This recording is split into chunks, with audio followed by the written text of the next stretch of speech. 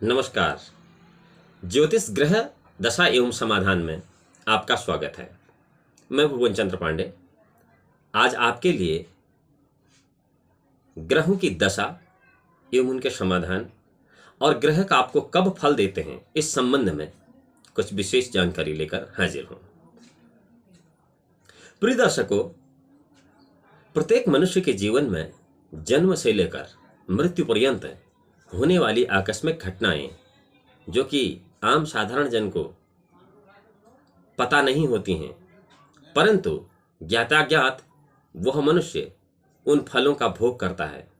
उदाहरणार्थ, जब कोई मनुष्य पैदा होता है उसे यह पता नहीं होता है कि भविष्य में वह राजा बनेगा या उद्योगपति बनेगा या फिर आर्टिस्ट बनेगा या फिर इंजीनियर बनेगा या फिर लेखक बनेगा या फिर दार्शनिक बनेगा या फिर किसी अन्य क्षेत्र में जाएगा या फिर भाग्यवशात वह एक निम्न आय वर्ग का श्रमिक ही बनकर रह जाएगा। यह सब निर्भर करता है हमारी जन्म कुंडली में स्थित 9 ग्रहों की स्थिति पर। आपको बताते चलें कि नवग्रह संपूर्ण जगत में किस प्रकार बली हैं और किस प्रकार इस भूलोक मृत्युलोक में प्राणी मात्र को अपनी ग्रह दशा से प्रभावित करते हैं। वैशज्य रत्नावली में कहा गया है कि देव दानव गंधर्व यक्ष राक्षस किन्नरा पीड़यन्ति ग्रह पीड़ा भी किंग पुनर्भि मानव। देवता दानव यक्ष गंधर्व राक्षस किन्नर सभी को ग्रहों की पीड़ा ने खत्म कर दिया। यहां मनुष्य की कोई गिनती नहीं है।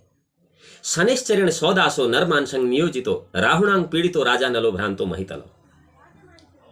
शनि की पीड़ा से राजा सौदास अपने राज्य से रोज एक मनुष्य का मांस भक्षण करते थे। राहुणांग पीड़ितो राजा नलो भ्रांतो महितलो। राहु की पीड़ा से राजा नल मही भ्रमण करते थे। अंगाकार विरोधेन राम राष्ट्रान निरोधितः। मंगल के कमजोर होने से भगवान राम को 14 वर्ष का वनवास हो गया। रविणाम सप्तनेन रावणो विनिपातितः। सप्तम स्थान में सूर्य के कमजोर होने से महाराज रावण की मृत्यु हो गई, अन्यथा उनकी नाभि में अमृत था। इसी प्रकार लग्न में कमजोर गुरु से दुर्योधन की मृत्यु हो गई, अन्यथा दुर्योधन योग माया के जानकार थे। प्रस्तुत सभी प्रकरणों से यह सिद्ध होता है कि समस्त ब्रह्मांड ग्रहों के अधीन है और ग्रहों की दशा के अधीन है। ग्रह अपना प्रभाव अपने दशा काल में अधिकांश देते हैं। यह तो निश्चित है कि प्रत्येक मनुष्य या प्रत्येक चराचर प्राणी को ग्रहों की दशा चलती है, परंतु किस समय किस ग्रह की दशा चलेगी और किस ग्रह की दशा से वह मनुष्य किस प्रकार के फल प्राप्त करेगा, यही हम आज आपको विस्तृत रूप से बताते हैं। कहा गया आदि द्रेष्काण गोखेटे दशारंभे फलम बदेता दशा मध्य फलम वाच्यम द्रेष्काणे सतीयते। अर्थात यदि आपका लग्न प्रथम द्रेष्काण का है तो आपको किसी भी ग्रह की दशा उस दशा के पहले चरण में ही प्रभावित कर देगी,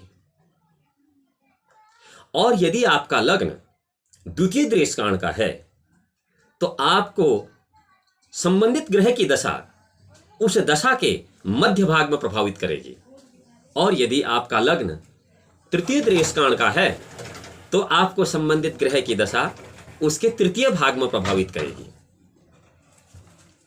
अब हम आपको बताते हैं कि प्रथम द्रेष्काण, द्वितीय द्रेष्काण और तृतीय द्रेष्काण क्या होता है। प्रिय दर्शकों, प्रत्येक जन्म कुंडली में प्रत्येक व्यक्ति का एक लग्न अंकित रहता है, और वह लग्न राशि अंश कला विकला आदि में चिन्हित किया रहता है।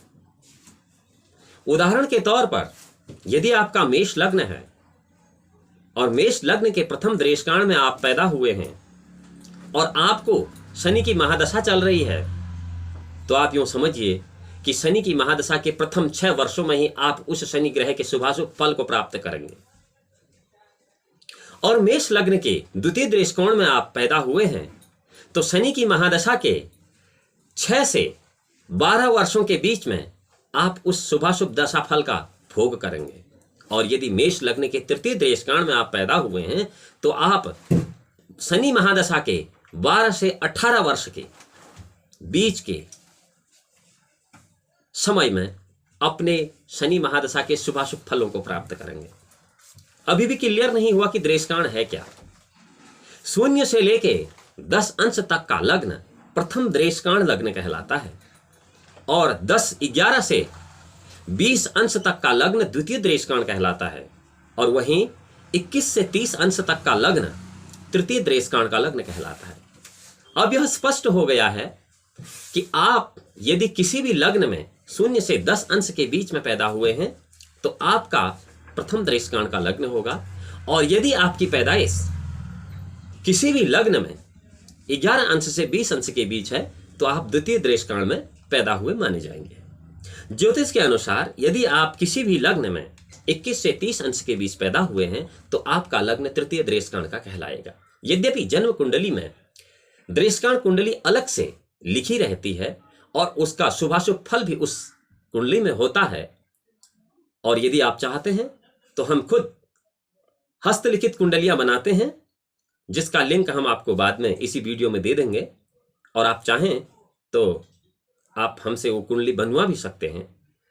एकमात्र स्थान इस समय हस्तलिखित कुंडली का है हमारा। तो तीनों स्थितियों में आप ये समझ गए हैं कि आपको कब और कैसे ये ग्रह अपना दशा फल देंगे। अब यहां यह जानना जरूरी है कि ये ग्रह किस प्रकार के दशा फल देंगे। ये तो पक्का है कि आप यदि प्रथम देशकांड में हैं तो दशा के प्रथम भाग में और मध्य देशकांड में है तो दशा के मध्य भाग में और अंत देशकांड में है तो दशा के अंतिम भाग में उसका शुभाशुभ फल प्राप्त करेंगे।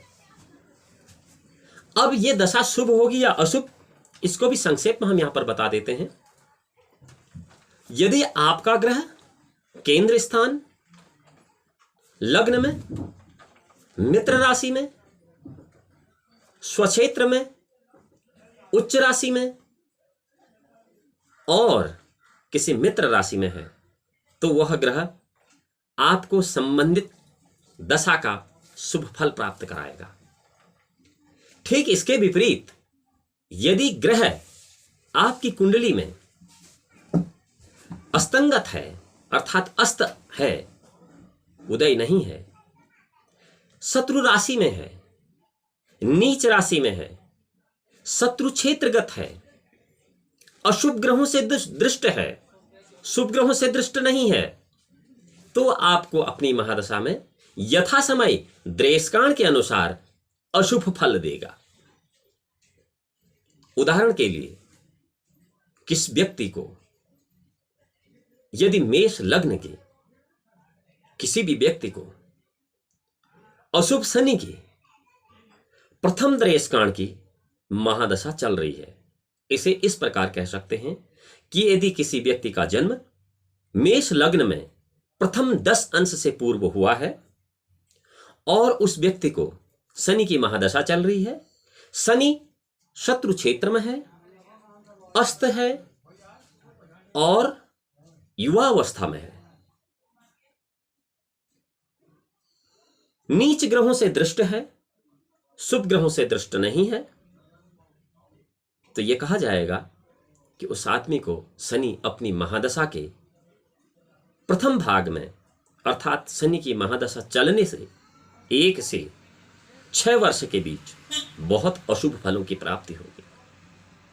शनि अपनी दशा में क्या शुभ फल देते हैं, क्या अशुभ फल देते हैं, या 9 ग्रह अपनी दशा में क्या शुभ या क्या अशुभ फल देते हैं, इसके लिए आपको विस्तृत अलग से वीडियो मिलेगा और आप सभी ग्रहों की अलग अलग दशाएं जानने के लिए और समझने के लिए क्या करेंगे, केवल YouTube पर भुवन चंद्रा चैनल को सब्सक्राइब करें और बेल बटन को दबाएं ताकि आपको हमारी आने वाली महत्वपूर्ण वीडियो समय से प्राप्त हो सके। नमस्कार।